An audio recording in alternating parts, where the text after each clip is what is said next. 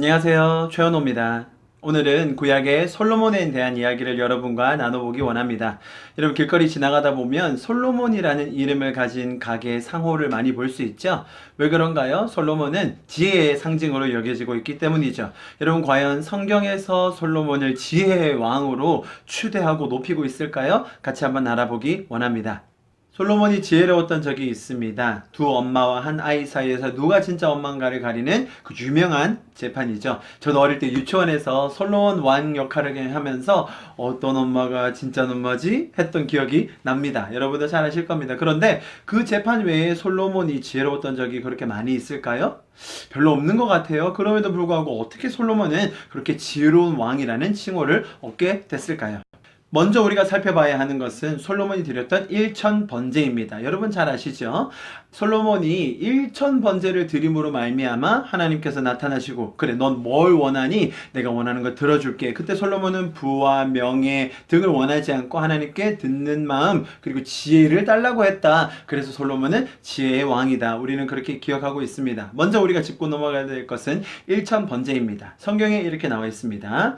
열왕기상 3장 4절에 이렇게 나와 있죠. 이에 왕이 제사하러 기브온으로 가니 거기는 산당이 큼이라 솔로몬이 그 제단에서 일천번제를 드렸더니 자 여기서 말하는 일천번제가 어떤 의미일까요? 여기서 말하는 번이 차례번, 1000번을 드렸다라고 우리는 생각합니다. 그래서 한국교회에 1000일 동안 끊이지 않고 하는 새벽기도, 1000일 동안 하루도 빠지지 않는 철야기도가 그렇게 유명했습니다. 1000일 동안 금식기도는 하시면 안 됩니다. 그래서 1000일이라는 그 어마어마한 숫자를 채우고 나면 하나님께서 나타나셔서 너 뭐 원하니? 자, 우리는 그때 우리의 세상적인 것을 원하면 안 되고 하나님께서 원하시는 것을 말씀하면 그러면 우리에게 부, 명예, 건강 이 3종 세트가 다 따라온다.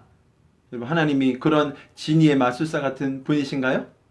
제가 다른 번역으로 한번 읽어드리겠습니다. 현대인 성경에는 이렇게 이야기하네요. 당시에 가장 유명한 산당은 기브온에 있었으므로 솔로몬 왕은 기브온으로 가서 1000마리의 짐승을 잡아 번제를 드렸다. 무슨 말입니까? 그 자리에서 소 1000마리를 한꺼번에 잡아서 제사를 드렸다는 말입니다. 여러분 소 한 마리 얼마 정도 하죠? 요즘 한우 잘 나가는 건 1000만 원도 합니다. 뭐 예를 들어서 700만 원이라고 할까요? 700만 원짜리 소 1000마리면 70억입니다. 솔로몬은 그 자리에서 70억 현찰을 하나님께 드린 거죠.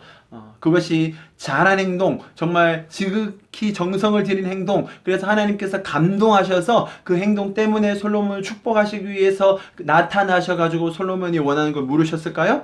정반대입니다. 여러분 하나님께서는 우리의 재물 만을 원하시는 것이 아니라 그 이전에 우리의 마음, 진정한 관계, 하나님과의 사랑하는 관계를 원하시는 것이 하나님의 마음입니다. 우리가 그것을 잘 알고 있죠. 솔로몬이 드린 이 예를 들어서 70억이라는 돈은 과부의 두렙돈과는 다른 것입니다. 솔로몬은 정말로 많은 재산을 소유하고 있었는데 그 중에 눈에 보이지도 않는 아주 작은 재산을 드린 것입니다. 하나님은 그것을 보고 안타까워 하셨을 것입니다. 제가 그 이유를 보여드릴게요. 솔로몬이 하나님께 다른 것들을 구하지 않고 지혜를 구했다고 했습니다. 제 아이들이 있는데요. 집에 성경 동화가 있는데 성경 동화를 읽어주다 보면 이런 얘기가 나옵니다. 솔로몬 얘기가 한참 나오다가 마지막에 이런 질문을 해요. 솔로몬은 어떻게 다른 것들을 구하지 않고 지혜를 구할 수 있었을까요? 우리는 어떻게 하면 솔로몬을 닮을 수 있을까요? 참 이상한 적용이라고 생각합니다. 왜냐하면 열왕기상 3장에 보면 1000번째 이후에 하나님께서 나타나시는 장면이 기록되어 있습니다. 제가 그것을 읽어드릴게요. 열왕기상 3장 5절의 말씀입니다. 기브온에서 밤에 여호와께서 솔로몬의 꿈에 나타나시니라. 하나님이 이르시되 내가 내게 무엇을 줄고 너는 구하라. 자 여러분 여기서 하나님께서 어디에서 솔로몬에게 나타나셨다고 했습니까? 솔로몬이 기도 중에? 예배 중에? 식사할 때? 대화할 때? 하나님께서 나타나셨나요? 아닙니다. 하나님께서는 솔로몬의 꿈에 나타나셨습니다. 여러분 꿈에 나타나셨다는 말의 의미가 뭐겠습니까?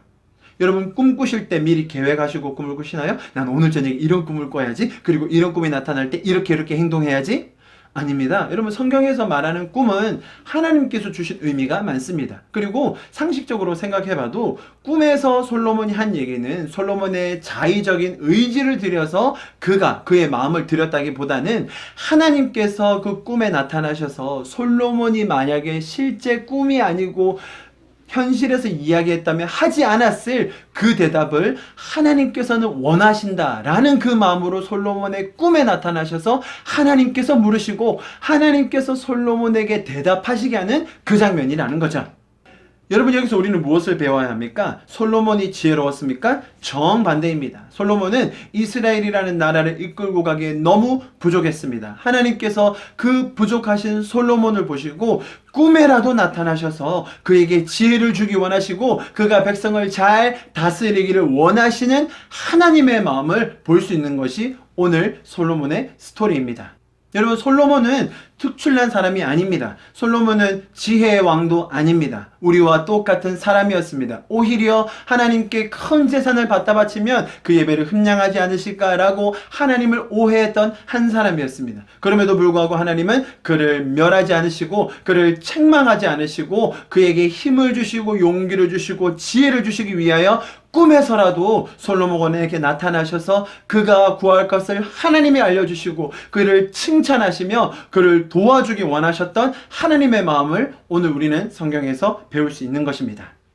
여러분, 우리 하나님은 좋으신 분이십니다. 저는 성경을 읽을 때 항상 하나님이 어떤 분이신지를 배우기 원합니다. 하나님 중심적으로 성경을 읽기 원합니다. 어떤 솔로몬의 행동이 하나님을 감화감동시켜서 지성이면 감천이라고 하나님을 움직이게 했을까? 그 보좌를 흔들었을까? 그것을 연구하는 것이 아니라 하나님은 도대체 어떤 분이시길래 이 솔로몬 같은 자도 저와 여러분 같은 자들도 사용하시고 은혜를 주시고 사랑하시는지를 성경을 통해서 배울 수 있는 저와 여러분이 되었으면 좋겠습니다. 그 좋으신 하나님과 동행하시고 그 좋으신 하나님을 더 알아가시는 여러분이 되기를 간절히 축복합니다. 감사합니다.